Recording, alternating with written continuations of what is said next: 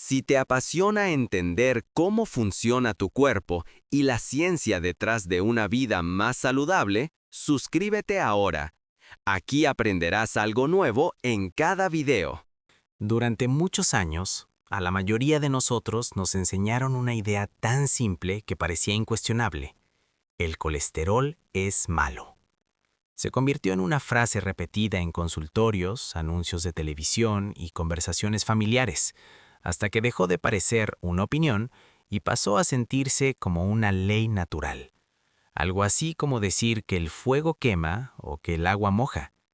Pero la ciencia, cuando se observa con paciencia y sin miedo, rara vez es tan simple. Imagine por un momento que alguien señalara al humo como el verdadero culpable de un incendio, no el cortocircuito, ni la gasolina derramada, ni la chispa, sino el humo. Y entonces, en lugar de apagar el fuego, se dedicara únicamente a esconder el humo. Eso es, en esencia, lo que ha ocurrido con la forma en que durante décadas se nos ha hablado del colesterol. El colesterol no es un intruso, no es una sustancia extraña que invade el cuerpo sin permiso. Es, de hecho, una de las materias primas más importantes que su organismo utiliza para mantenerse vivo. Tan importante que su propio cuerpo lo fabrica todos los días, incluso si usted no consume ni una sola gota en su alimentación. Y aquí aparece la primera pregunta incómoda. ¿Por qué el cuerpo produciría algo que supuestamente es tan peligroso? Nuestro organismo no desperdicia energía. Los órganos que más trabajan, el cerebro, el corazón, el hígado, los riñones, son precisamente los que más colesterol necesitan, no para dañar, sino para funcionar. El cerebro, por ejemplo, está compuesto en gran parte por grasa, y una fracción esencial de esa grasa es colesterol. Sin él, las señales nerviosas perderían velocidad, claridad y precisión, como un cable eléctrico con el aislante dañado.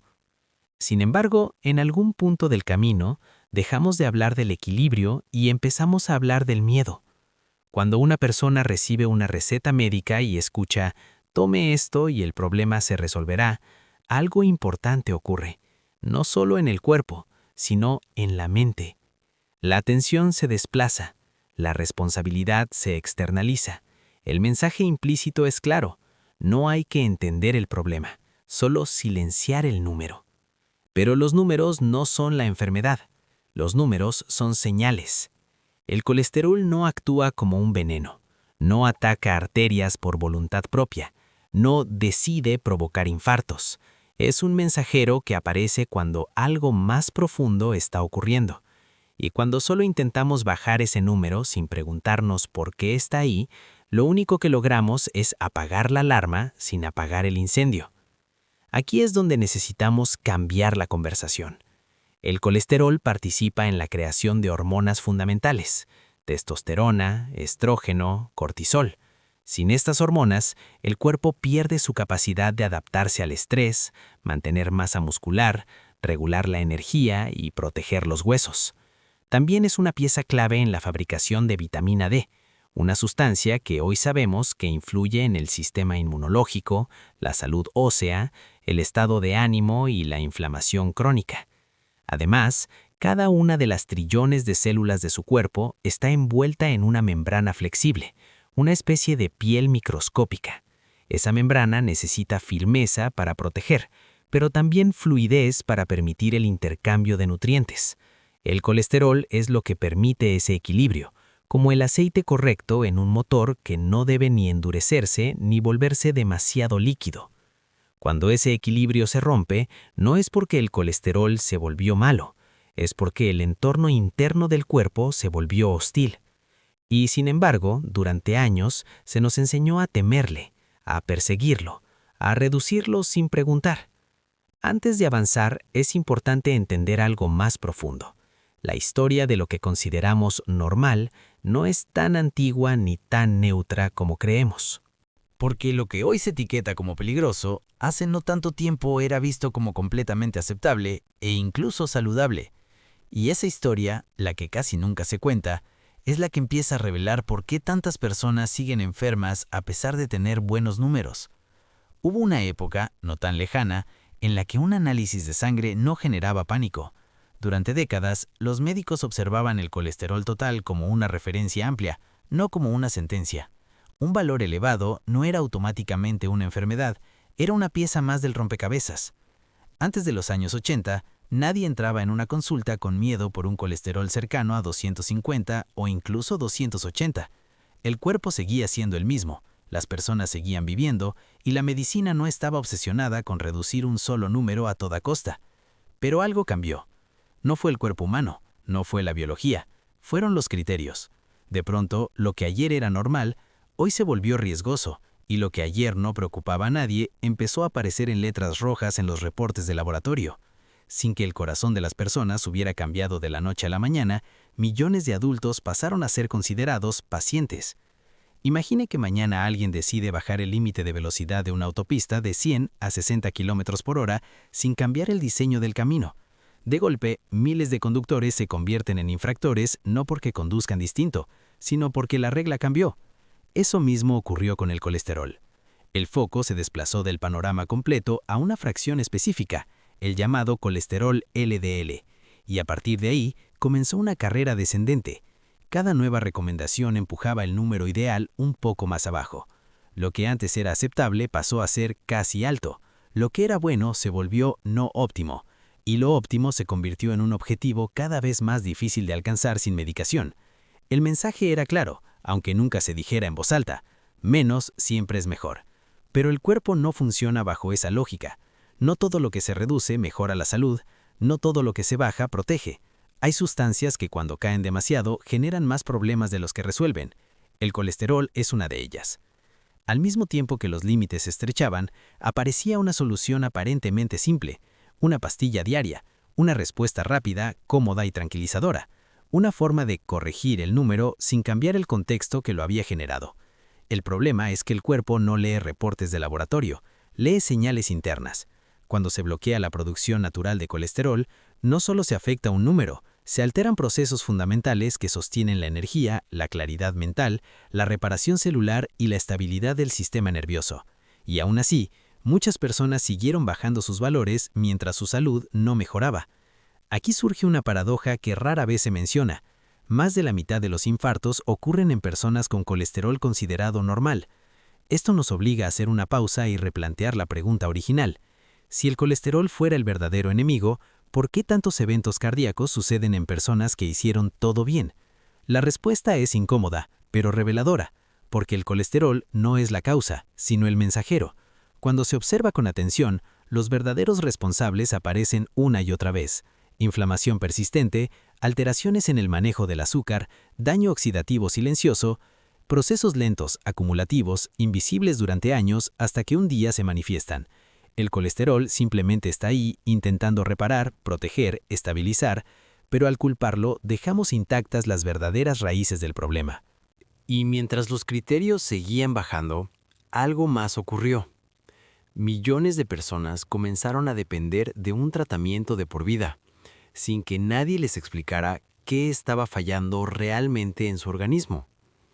La medicina dejó de preguntar por qué, y se concentró en cuánto.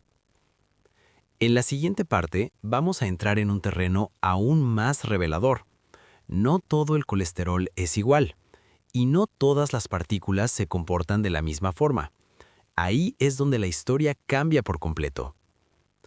Para entender lo que realmente sucede dentro de las arterias, imagine una carretera. No basta con saber cuántos autos circulan por ella. Lo verdaderamente importante es qué tipo de autos son, en qué condiciones están y cómo se comportan durante el trayecto. Durante mucho tiempo, la medicina se concentró únicamente en contar el tráfico, es decir, cuántos miligramos de colesterol había en la sangre, pero dejó de lado un detalle crucial: la forma y el estado de las partículas que lo transportan.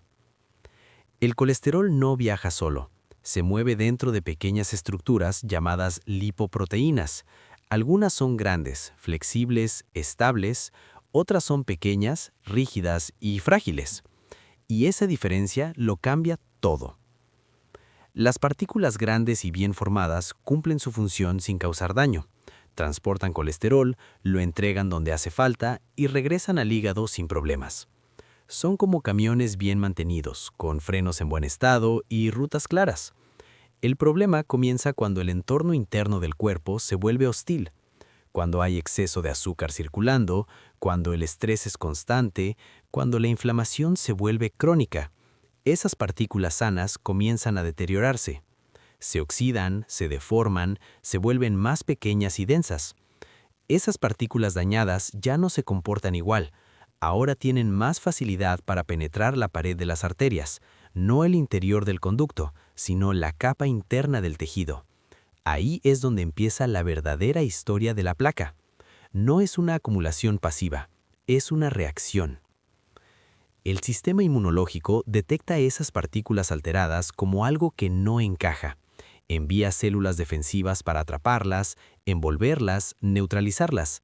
Con el tiempo, ese proceso repetido genera engrosamientos, rigidez, pérdida de elasticidad. Observe lo importante de esto. El problema no es la cantidad total de colesterol, sino el daño previo que sufrieron esas partículas. Y ese daño no aparece por casualidad. Aparece cuando el cuerpo pierde su capacidad de manejar correctamente el azúcar, cuando la insulina deja de funcionar de forma eficiente, cuando el estrés oxidativo supera la capacidad de reparación, cuando la inflamación se vuelve un estado permanente, no una respuesta puntual. Aquí hay un punto clave que rara vez se explica con claridad. Los medicamentos diseñados para bajar el colesterol actúan principalmente sobre las partículas sanas, no sobre las dañadas. Reducen la producción de colesterol nuevo y aumentan la reabsorción de las partículas grandes y funcionales. Pero las pequeñas y deterioradas, las que realmente generan problemas, permanecen circulando. Es como retirar los autos en buen estado de la carretera y dejar solo los que tienen las llantas gastadas y los frenos defectuosos. En los análisis tradicionales, el número baja. En el cuerpo, el riesgo puede mantenerse o incluso aumentar.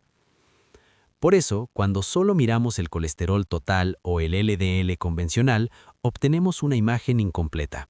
Es como evaluar la salud de una ciudad contando cuántos habitantes tiene, sin observar cómo viven. Existen marcadores más reveladores, relaciones entre distintos valores que nos cuentan una historia más profunda. No hablan solo de grasa en la sangre, sino del estado metabólico general, de cómo el cuerpo maneja la energía. De si hay inflamación silenciosa, de si las señales internas están funcionando con armonía o con ruido.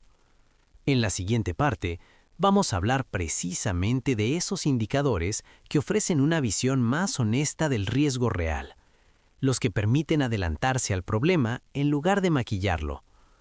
Si el cuerpo pudiera hablar con palabras, no lo haría en un solo número. Se expresaría en patrones, en relaciones, en señales que cobran sentido solo cuando se observan juntas. Por eso, cuando se trata de salud cardiovascular y metabólica, no basta con mirar un valor aislado. Es como intentar entender una sinfonía escuchando una sola nota. Uno de los primeros patrones útiles surge al comparar el colesterol total con el HDL, conocido popularmente como colesterol bueno, no porque sea bueno en sí mismo, sino porque suele reflejar la capacidad del cuerpo para manejar grasas sin inflamación excesiva. Cuando esta relación es equilibrada, suele indicar que el sistema mantiene cierto orden interno. No importa tanto si el número total es moderadamente alto, sino cómo se comporta en conjunto. Pero hay una relación aún más reveladora, una que suele pasar desapercibida y que dice mucho más sobre el metabolismo: la proporción entre triglicéridos y HDL. Los triglicéridos no son villanos aislados, son un reflejo directo de cómo el cuerpo maneja el exceso de energía, especialmente los carbohidratos. Cuando esta proporción se eleva, casi siempre señala resistencia a la insulina, incluso antes de que aparezcan diagnósticos formales. Aquí sucede algo interesante. Muchas personas consideradas normales, según los criterios tradicionales, ya muestran desequilibrios claros cuando se observan estas relaciones. El cuerpo está avisando, pero el sistema no siempre escucha. Existen otros marcadores que amplían aún más el panorama. Indicadores de inflamación silenciosa, por ejemplo, que revelan si el sistema inmunológico está constantemente activado sin una amenaza real. Cuando esto ocurre, los tejidos no se reparan igual, las arterias pierden flexibilidad y el envejecimiento se acelera. También están las señales que nos hablan del control del azúcar a largo plazo, no del pico momentáneo, sino del promedio silencioso que se acumula mes tras mes. Ahí es donde muchas personas descubren que, aunque no son diabéticas, su metabolismo lleva años luchando. Y luego hay un marcador que casi nadie pide, pero que dice muchísimo: la insulina en ayunas. No la glucosa, la insulina. Porque la glucosa suele subir tarde, la insulina sube mucho antes. Cuando la insulina permanece elevada durante años, el cuerpo vive en un estado constante de almacenamiento, inflamación y estrés interno. Es como mantener el motor acelerado mientras el auto está detenido. Otro indicador importante es la homocisteína, una sustancia que, cuando se acumula, vuelve más agresivo el entorno interno. No porque sea mala por naturaleza, sino porque el cuerpo ya no logra procesarla adecuadamente. Esto suele reflejar deficiencias, no excesos, falta de nutrientes clave, no mucha comida. Al observar estos marcadores juntos, aparece una imagen completamente distinta de la salud. Ya no se trata de perseguir un número arbitrario, sino de entender si el cuerpo está en equilibrio o en conflicto consigo mismo. Y aquí es donde muchas personas experimentan una revelación. No estaban fallando. Su cuerpo estaba adaptándose a un entorno que dejó de ser natural. Comida que no reconoce, ritmos que no respetan el descanso, estrés constante sin recuperación, movimiento insuficiente, exposición continua a estímulos artificiales. El cuerpo responde como puede. En la última parte, vamos a unir todo esto en una visión más amplia, no para rechazar la medicina, sino para devolverle su propósito original: comprender, prevenir y acompañar. Ahí cerraremos con el mensaje más importante de todos. Cuando uno observa todo el panorama, algo queda claro: el cuerpo humano no está mal diseñado. Lo que falla, casi siempre, es el entorno en el que lo obligamos a funcionar. El colesterol nunca fue el villano de esta historia. Fue, durante años, el mensajero más visible de un desequilibrio más profundo, un mensajero al que decidimos silenciar en lugar de escuchar. Nuestro organismo opera bajo leyes antiguas, mucho más antiguas que cualquier guía médica moderna. Leyes basadas en el movimiento, el descanso, la alimentación real, la exposición a la luz natural y la capacidad de recuperarse del estrés. Cuando respetamos esas leyes, los sistemas se ordenan. Cuando las ignoramos, aparecen las señales. No se trata de rechazar tratamientos ni de enfrentar a la medicina. Se trata de comprender cuándo un medicamento es una herramienta temporal y cuándo se convierte en un sustituto del entendimiento. Ninguna pastilla puede reemplazar un metabolismo sano. Ninguna receta puede corregir un estilo de vida que empuja al cuerpo en la dirección contraria a su diseño.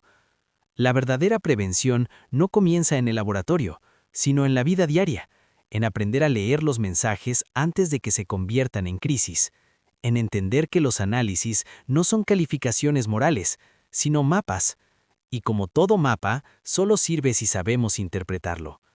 El conocimiento no elimina el riesgo por sí solo, pero nos devuelve algo invaluable: la capacidad de elegir con claridad. Elegir mejor comida, mejor descanso, mejor movimiento, mejor relación con el estrés, mejor diálogo con nuestro propio cuerpo. Si este contenido te ayudó a ver tu salud desde una perspectiva más amplia y honesta, este canal está pensado justamente para eso: traducir la complejidad del cuerpo humano en información útil, clara y aplicable a la vida real. Aquí seguimos explorando cómo funciona realmente el organismo, sin miedo, sin exageraciones y sin simplificaciones peligrosas. Suscribirte es una forma de seguir aprendiendo, de mantenerte informado y de tomar decisiones con más conciencia, hoy y en los años que vienen. Porque entender tu salud no es una moda, es una inversión en tu futuro.